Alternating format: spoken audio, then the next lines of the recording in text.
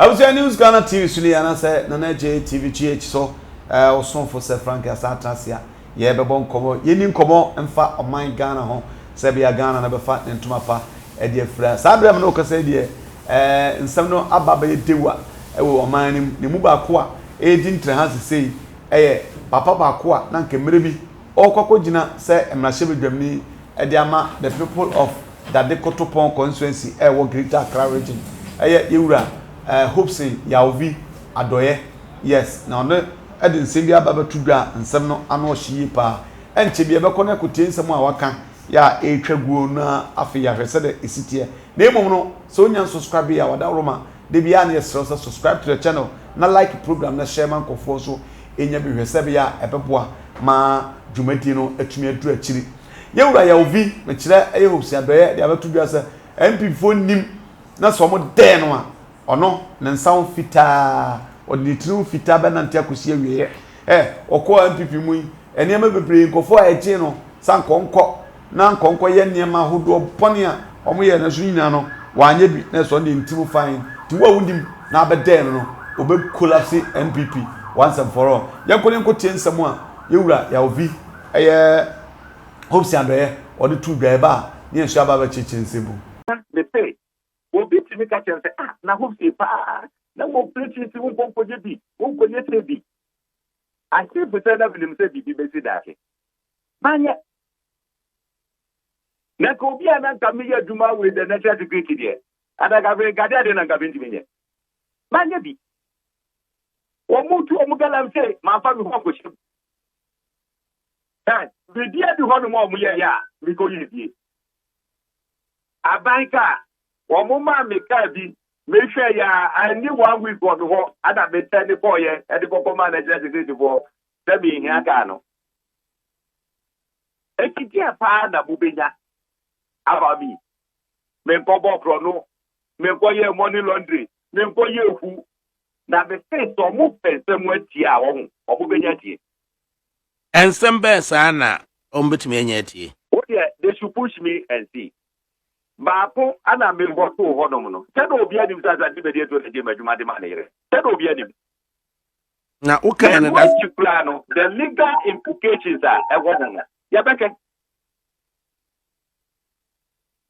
adanse ebe na chese asante bedi akon bedi atuoje wadwuma ma na ye adanse de say for terminal 3 odru terminal 3 and a trim right VIP bi ohonum ya chiro honum TIP go there for say why na yadwuma ohonum that is the adanse so we yadwuma ma ban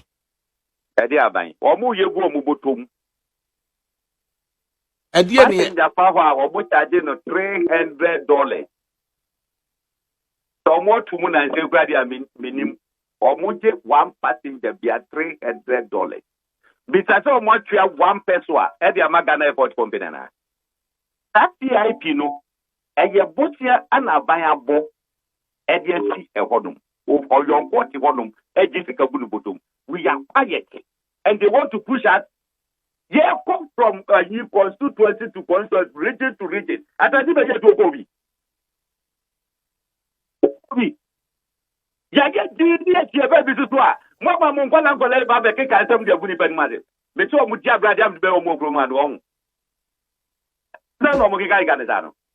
until say who asante bedi atu as you put it say obeje adwuma no e de ma na yire no na wo honum no no bi fa wa na oje sen Nambe wo terminal 2 VIP. Ana ayoko boche the foreign minister say the way a man for paho bebre. O pese wo di terminal 2 ho no emma only diplomat. Eti ambassadors no ne high commissioners born and the no. Wo je hodon ko a. Eti national security e move from there. Na yen konko use CIP. On 26 December 2018, Boxing Day, now yet airport air meeting how to move to the new CIP. And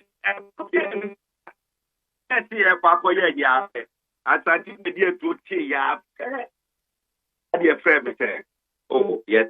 you honomono, yes, Kakrana, mo pese private person bi be no for 1 year bi di e hwa de and I'm say ow ada bi edi man kasa eti mo na me hu say omo move to the place be ko hwa azanti be di etro yire na enkwala pra na me ni omo ya adwuma e wo ho no mo no national service for bi anu waru kutu omo anu odi omo start wo ho no adakabre antem ni ye me ya but my most one true bia me yire mpo man kan kire me yire na omo patao ade hye me mu ade maye di me se me nka ho atem na so bi ada mu ji matem mu gu mani mu ate ade a be ye na mo de to me so na me ye go ke opportunity ni e pa me free hodum ebre wo bi age di ama de yire na adakabre me ka ma ye bone 2019 2020 2021 2022 2023 you were 20 years mu ani ye wura no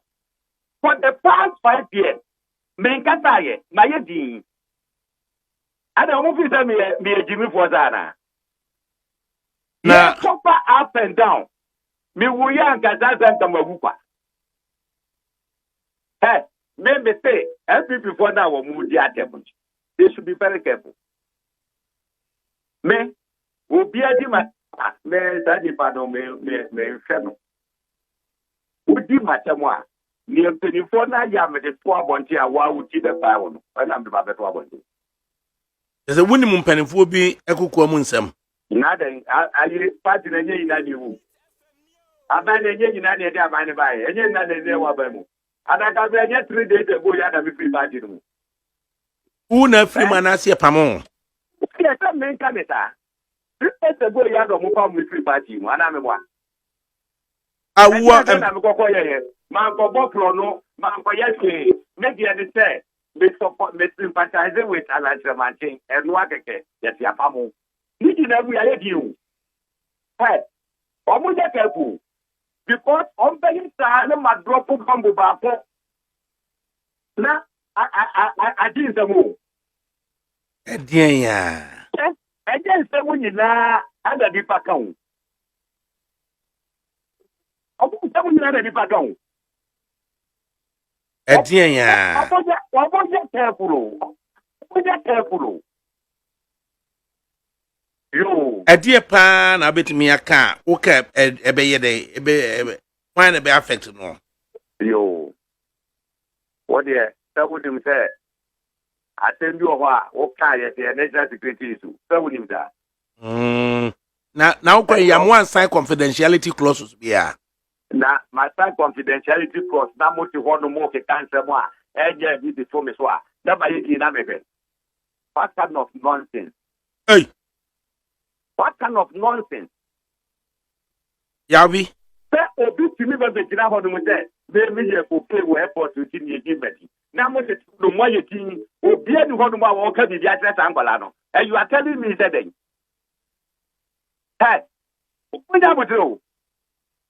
na enkwala be na wa identify so mo kan wasem me nya gufo asem no mi ankasa meta last no bi ka say na nsem ifa bi maka bi ntela meti dabi mi ankasa meta asem no mi fa bo bia me nya gufo asem bia meta bia no enyina so wo hodum asem bia meta bia ye no kre me konko ditro to obi so me ko ditro en to obi so eti me fa asem en konko bo obi asem me pese bi ka bia bien kasa meka masem duweni nsem a eye hopson be dia tudwa no se ma opia meden no isa so mu nyina no awon swear out of secrecy bi ni ade nti nsem bi ho ma wa na tse on kasa ne mu nsem pelefo na hweye no ma ntia nkoda no ma nkoda na anya study no ba keke kan nsem ya nsem obeyi egu ho no MPP amanyuko no ebetete apansam kura sai na nso adwen ye obetu do ade nkire e de aba comment section ho na ye nyina edi nkomo no e de abo mo ma na fa ntoma pa e de fra meaning e de se Frank anase nana Kofi Ejins kapa yankopɔ ya aduma essential